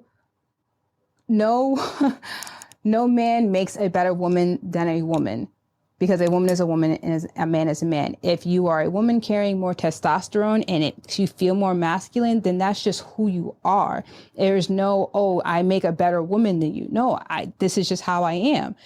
And the women, in how you're saying they're co-signing, I often wonder if there's just a level of them feeling more comfortable now that they have somebody that they can talk to and feel connected with on a certain level that they aren't getting from those who are, just cisgendered men and still operating out of a sense of toxic masculinity. It's really just a conversation for understanding, not us pinning our good against somebody's evil when our good can be somebody else's evil. I get it. I get you. I definitely feel you. I wanted to read some of the comments of the people. I want to read some of these comments. Let me see. We got Marvelous Mars. She said, "You got to pay us what we are owed. We want good sex and help with the dishes. I still understand that men's contribution are neglected a lot in some ways. Your emotional needs are often not even thought of. Facts, all facts." And I appreciate you for that comment, Marvelous, because I definitely agree with you. I definitely agree. I think, there's nothing wrong with that shift. Men being more accountable in splitting household duties and things of that nature. But, we got to gradually, like, get men out of this, the mindset of, oh, this is the things that I'm supposed to do, and these are the things that you are supposed to do. Like, when it comes to all the manual things around the house that get done, they get done. They never get mentioned. They never get mentioned in why, I need a man around. But all those things get done. The plumbing, the mowing of the yards and all that stuff get done, but it's never, ever recognized. And then when the conversation happens, what's going on, or what do I need you for? You're like, damn, like, you missed all these points, that these strengths that I bring to this dynamic. You don't even regard them as being strengths. You don't regard them at all. So I think that's a problem. And we got to work to fix that, and we got to work to fix on the man's perspective with taking accountability. Us men, myself, I'm be that man because I'm the only man here, and I'm going to take that responsibility. And we do need to be accountable. We need to hold ourselves accountable. We need to hold our brothers accountable. You see your brother out there, he ain't taking care of his kids. You see him, you see him going to the club, spending mad bread, but his kid, they ain't got nothing, He ain't trying to provide nothing for them. Mama got everything. We got to start letting them dudes know, like, nah, this ain't going to rock over here. I can't befriend an individual who's gonna treat his kid, his seed like that. If you'll treat your seed like that, how you'll treat me? How can we develop any form of sense of loyalty if I can't even see, if I can't see the God in you in regards to your children? I can't see the God in you. How you want me to call you king? You feel me? So I can't have those type of individuals in my circumference. And I see you actively not trying to be a father, and I'm cool with it. That's something that we as men, we need to take accountability for. And we need to start checking our homies, check our partners and be like, yo, look, man, like, yo, what's going on with your family, man? You feel me? Like, hold these brothers accountable. So I agree with that. And, I'm for that, for the men, on behalf of the men. And I want our sisters, that same token, let's stop holding women. Let's stop holding women, not holding them accountable when we hear them in public, in private settings, saying things that's damaging to us as a community in whole. Our sisters got to stop saying, oh, yeah, that's right, girl. You know what I'm saying? Stop co-signing your homegirl when you know she dead ass wrong. You know she ain't got nothing to do with that dude. That dude met that sister right there. She ain't have nothing to do with you and him breaking up. That was a whole different situation. And you treating her foul. Your sisters need to hold their sisters accountable and be like, yo, nah, that ain't right. Like, fall back from that and hold them accountable in public, because that's the thing that's another thing that's happening with our sisters, is that if you correct a sister, all right, you the enemy now. No, we supposed to hold each other to a certain standard to make us reflections of one another. And if we're not going to be both ways, if we want our men to stand up and be fathers and be emotionally present, and then we when our sisters is doing some real crazy stuff, like, what I'm saying, she's acting out of her mind, we sit there and act like it's not happening, like it ain't a big ass elephant right in the living room just chilling. We just acting like the shit don't exist. Like, we gotta hold it. We got on both sides of the coin. We gotta hold each other accountable. Absolutely. Check your boys when they in the club. No date raping. No, facts. Trying to Facts. Manipulate a woman so that they can get what they can get. Hold him accountable for treating a woman with respect, regardless of how she acts or behave, because it's your character and your integrity. It shouldn't have nothing to do with anybody else's circumstances. However, likewise, women. However, with that point you just made, keep it real. Like, you're gonna treat, like, if you see something on the subway, like you walking in the subway and you see some garbage, or you see, you just see something disgusting on the seats. You know what I'm saying? You're not gonna sit there. You're gonna move. You know what I mean? You're not, so, like, I say that in regards of the brothers. Sometimes, men gonna have an immediate reaction to the immediate thing that they're seeing.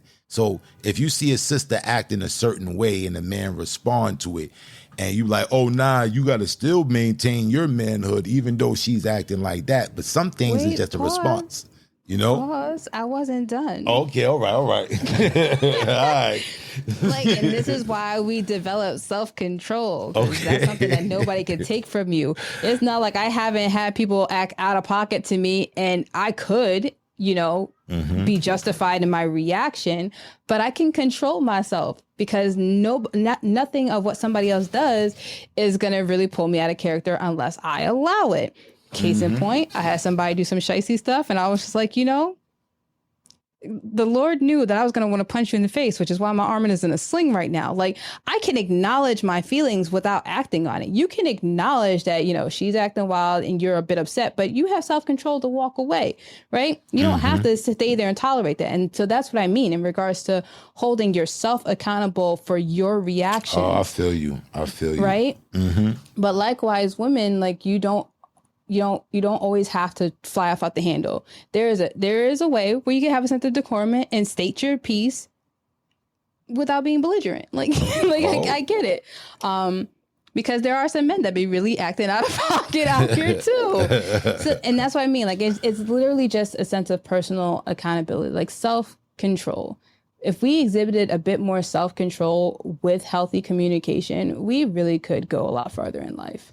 Facts. I agree. I totally agree, man. I mean, this has been a beautiful discussion.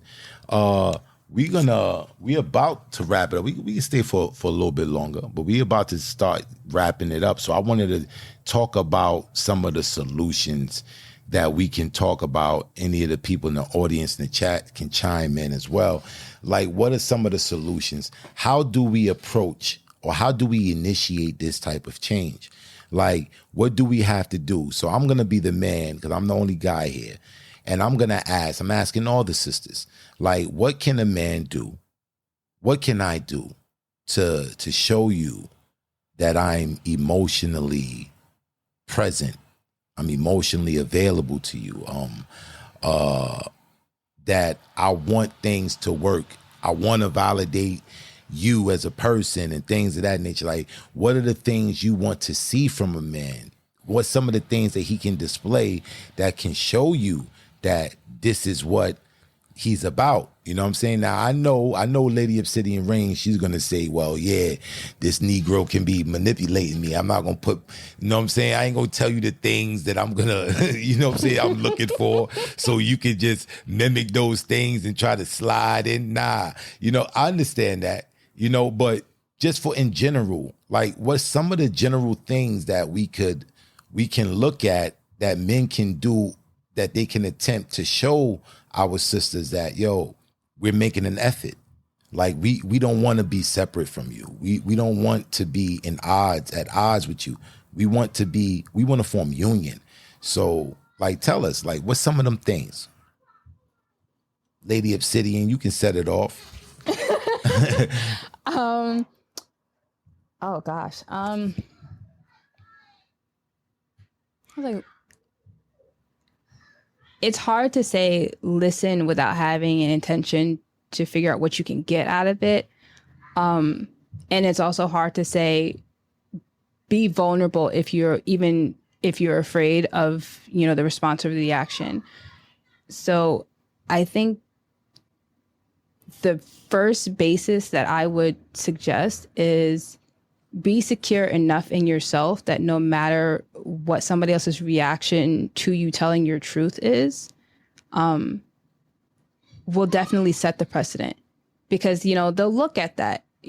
The ones who are immature and haven't fully grown yet will be able to look at that and say, wow, he was really vulnerable with me.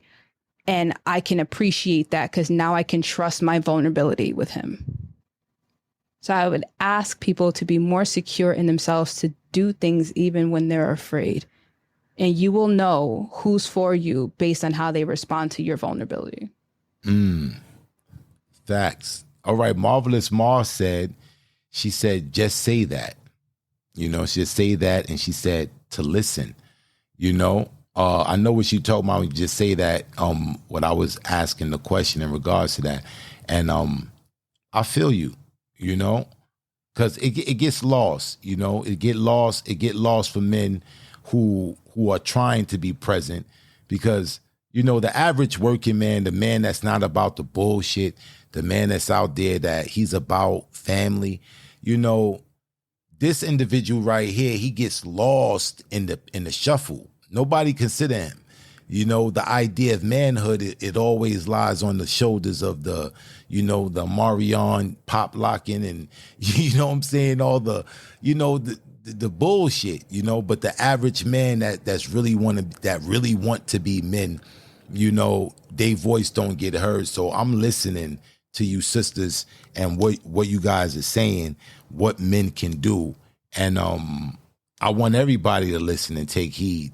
These are the things that our women, our sisters, you know, that how they suffer in silence, you know, trying to make us understand as men, you know, what it is that we need to do to, like, ease this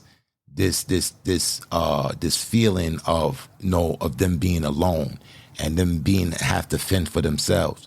So I really want this to be heard for the people, for people can start talking about it. Like, you know, like, let's stop saying that, oh, it's not masculine for a man to sit down and have a conversation, you know, laying out his points, his arguments, you know, having a difference of opinion, you know? Yeah.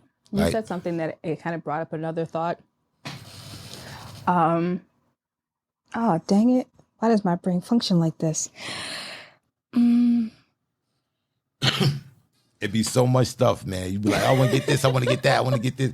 And then you like, oh, this is another thought. That's how it be coming out just like that. So, you know, but this is the topic this is a great topic that we need to have. That's why we want our sisters. We want our sisters. I want to hear from the sisters, man. I want to know. Yes, others, y'all can come up here and say stuff too, but I remembered it. Oh, you remember? Challenge your own beliefs. Challenge them. Challenge them, because I assure you more often than not, they come from a damaged place. Challenge your own thoughts. Stop projecting. See, that's deep. I don't think it impact the way it needed to impact. Say that one more time. Like, I want to hear that again. Say it one more time. Challenge your own beliefs. Challenge your thoughts. Own beliefs, your own thoughts. And this resonates with me. You know, I'm a very studious individual. If people don't know that, I'm very studious outside of poetry, you know. And I find this to be very true. You know, when you challenge your beliefs and you challenge what you've been led to believe is true, now you have the opportunity to step outside of this binding, this construct, and look at things from the outside. You know, looking how the world perceived the exact thing you've been doing. You know, so challenging your own beliefs, I think that's profound. And put into question all the things that you just took for face value of how you supposed to think, you know, people are supposed to treat you. You know, like men, challenge the way you was raised and believing that, oh, it's okay for me to walk up and, you know what I'm saying, like be sexually aggressive with a woman, you know what I'm saying? Or slap her butt or something like that, some crazy shit like that. That was a time in the 90s, that was like very prevalent.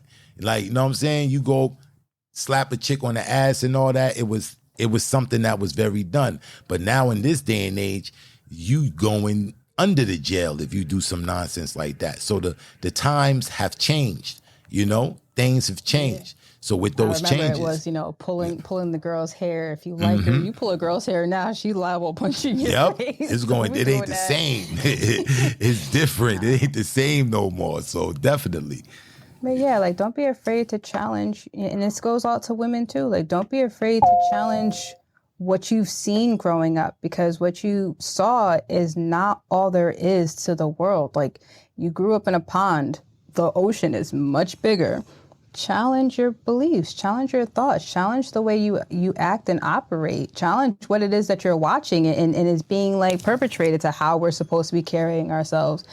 Because more often than not, if it doesn't bring you peace and is not true to your, like, an internal character, it's sabotage. Like, the media literally be sabotaging us and how we're developing. You can choose yourself which way you want to grow. Indeed. And that's the thing. But the first thing you have to do, you have to realize that there's a problem there, that you need to change the way you think. You have to recognize that there's a problem. And I think, you know, in order to resolve anything, since we're talking about the resolution, is that the best thing to do is to lead with what you bring to the problem. You know, don't lead with the other person's fault. Lead with your own fault. Bring that to the conversation like that. Like, I need to be more present. Like, me as a man bringing this to the conversation, bringing it to the table to get some type of resolution. Okay, you know, I need to be more emotionally available, you know, in the relationship. I need to lead with that. Let me lead with the things that I'm doing to cause the relationship turmoil. And you can lead with those things. So now we done led with the rift. Now we can work on mending it, you know, so no one feels slighted. And a lot of times we lead in this day and age, we lead with, you did this and that's the reason why I did that. And I wouldn't have did that if you wouldn't have did this. And you feel me? And it goes back and forth and we get stuck in that same cycle. So us as the community, this beautiful community that we have. This beautiful community. We need to get on track because these stigmas are affecting us more than anyone else. It's affecting us. It's determining how we're going to be, 50, 100 years from now. Where we're going to be, So we need to really think about this and put some thought in it and really come to the table to try to make some type of resolution to why we ain't seen on the same eye to eye. Let's get on the same page. I love the black woman. I love her. I don't want no other woman. You know what I'm saying? And there's no disrespect to no other women, the women of the world. And I feel that, there's beautiful women everywhere. But I know what I'm connected to. And my love runs deep, so I want to see the affair get fixed. I want to see us get fixed. I want to see us, I want to see us shine. So with that being said, I usually do some form of poetry on the Spoken Soul Sessions podcast. So I got the lovely Lady Obsidian Rain in the building, and I got some poets, down in the stage. You know what I'm saying? So this would be a first that I would get multiple people spitting on the show, give my audience a little mini concert, So this is only going once. I'm not, it's only going once. I'm definitely going to send invites to the three queens on the stage because all of their pens are fire. But if y'all come up, y'all definitely can do a piece to go on the podcast. So if y'all want, I send y'all invitations. Y'all can use them as y'all need them. And but Lady Obsidian Rain, you want to spit a piece to close this out? Sure. All I'll right. wait to see if anybody else comes up first. Because we definitely gonna get two pieces. We definitely get multiple pieces. I'm gonna spit a piece and you gonna spit a piece. So we definitely gonna get two pieces. I got Laquita down there. We got Marvelous Small. We got Ghana Shamar. Big names. And so if y'all want to, if y'all don't, it's cool too. But if y'all want to, y'all got the invitation. But in the meantime, in between time, let me set the stage up for you, Lady Obsidian Rain. Coming to the stage. Let's give a warm, warm welcome for Lady Obsidian Rain.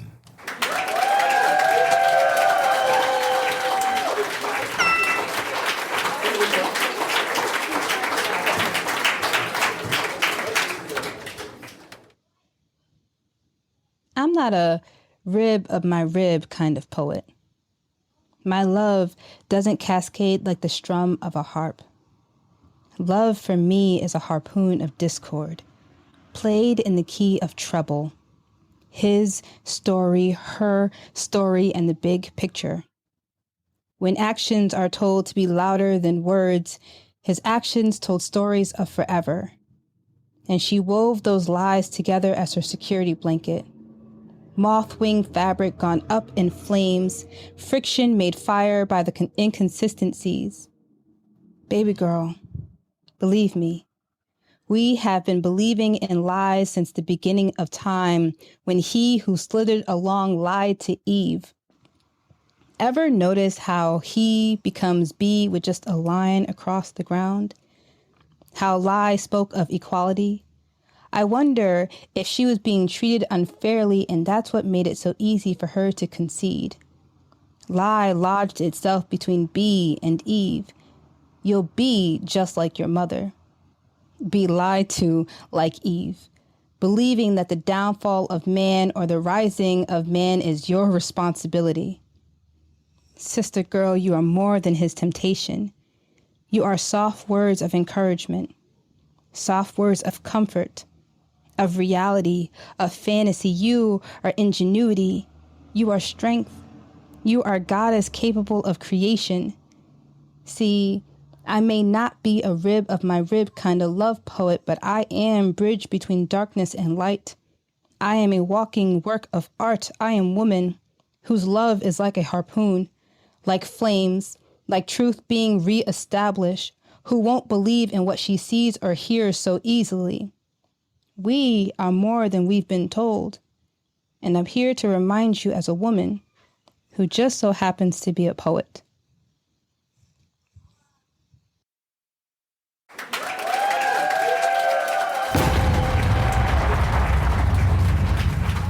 Wow. I love that piece, man. Profound piece, man. I love the sentiment of that poem right there. Profound piece. And I think it's only right that I do this piece. I'm going to do this piece called The Balance of Love. And I'm going to try to really get into this piece because I think it fits the sentiment of this topic so well. I said that I loved her. I wouldn't put anything above her. I slurred those words and heard bells resound in a symphony, an orchestrated harmony, sublime, divine in nature. The way she corrected my stature, fed fuel to my future and nurtured my life. A wife, she was beyond that. I wanted to be more than just her man. The hand she used to soothe her pain, I wanted to reside in her veins. Be the blood to keep her heart beating, be the reason she needed to be all she could be. Would we be the epitome of what union is? Give glimpses of what happens when substance meets structure, when the touch matches the sentiment and our actions are sincere. There's a balance there, a fear that you may not be given enough. And when that feeling is mutual, you can actually view love for what it is. A balance, a standstill, a distinction between real and fake, a place free of deceit and doubt, a station without stating the words because they're felt. Held in the highest regard, but displayed in a timid demeanor, no need for mean gestures when love is festered in the heart. And if you start that as the premise, then you finish where you began, with the truth. The proof that a bond bonded on balance will beam triumphant in the end, where you can't determine where friend end and lover begin. It's in that instance. Love is depicted, descriptive, and plain. Because the aim never really changes. And our way may sway at times, but at the end of the day, we'll find our place right beside each other. United. Mended at the roots, fortified at the base, flourish with the fruit of fidelity, sincerity, and the fruition of what God intended us to be. In the balance of things, where all things in its own unique way correlates, that's the balance. When the word we precedes I and I die without you and never strive to hurt you, that's the balance. So I hope to find us amongst the elite of this discreet group of lovers who will put their lovers' needs above the fulfillment of their own. This is where the house is adorned with the beauty of the home, and may God protect it. May we thrive to respect it for all it's worth. And may we always put each other first. And the thirst to please you, may it always be accompanied with your hunger to please me. That's the balance of love.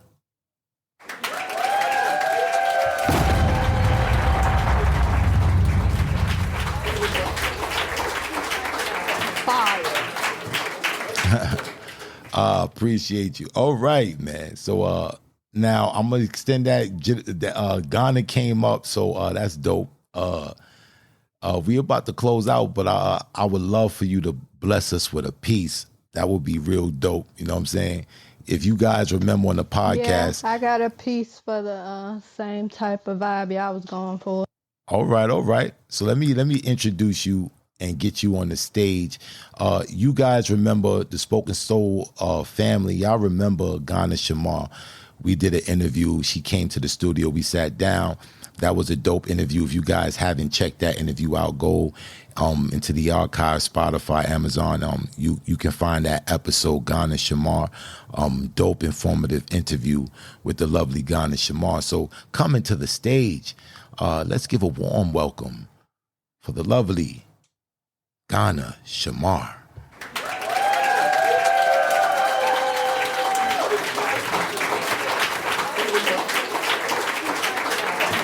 If I could, I bend every perfect universe, coiled in my hands, I mold with our clay, wipe the footprint from our feet and place them within this dream.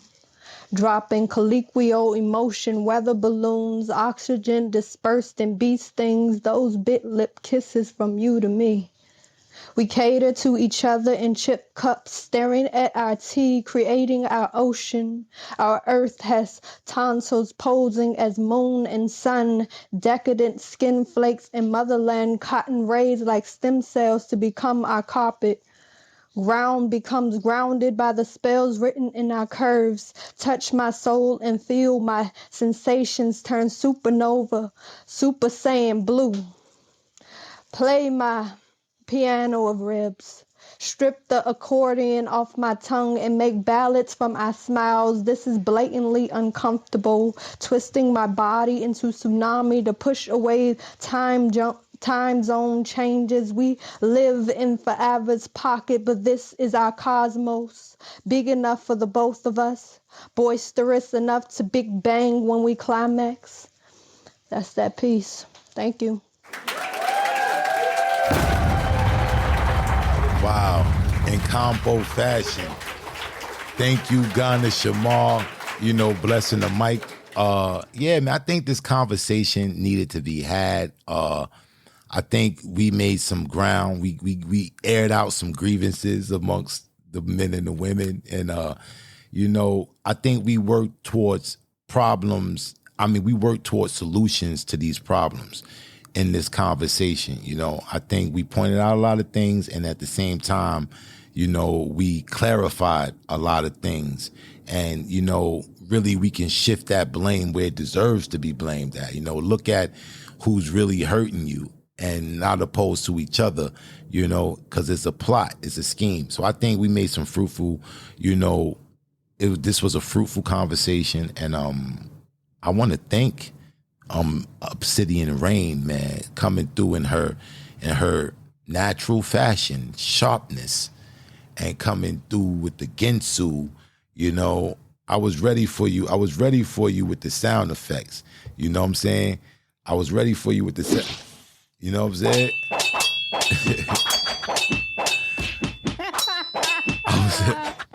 I was ready for you. I just wanted you to know I was ready for you. You know what I'm saying? Because I know you coming sharp. You come with Gensus and all that, But you always delivered in a nice, delicate way. It don't seem like she just cut your head off, but it's sliding off your shoulders. Like, come on. That's the Obsidian to the Rain, right? Yeah, you dig it, So I appreciate you for coming through. I want to give thanks to everybody who add, content to the conversation, whether you came up on stage or you was in the chat and you was adding comments. Thank you, Marvelous Mar. Everybody that stayed on the stage, that listened to the whole show. Like I said, I'm gonna be doing this from time to time. Usually I take my podcast and I do it off of Clubhouse. It's not on Clubhouse. So I was thinking of a way to try to engage my Clubhouse audience with my podcast audience. And I think this is a great way of doing it, where we can get live engagement. So this is a live podcast being recorded. So it's going to air, most likely it's going to air not this Tuesday coming up, but the following Tuesday it's going to air. But I'm going to be doing this from time to time. So if you guys are in the hallway and you see live recorded podcasts, this is a Spoken Soul Sessions podcast that's just being recorded. And I'm really trying to get, some live engagement from the Clubhouse audience, and take the conversation a little bit further, like cross promote the two platforms. So thank you guys for coming through, man. And thank you guys for always being respectful when y'all come on the stage. Understand that this is a recording, and I really appreciate that. You know, it was a couple of more of you posts that I wanted to hear from. You know, perhaps next time I do one of these discussions, y'all can come on the mic and spit something, man, because I usually don't do that. It's only one person usually spitting on the podcast, so it's usually the guest. So, yeah, man, I appreciate you guys. So I'm about to end this out. I want you guys to know, as I end all my podcasts, if you guys don't know anything about me, if you don't know anything about me, I want you to understand and know that I love you. I really do. And I hope you love me too. Peace.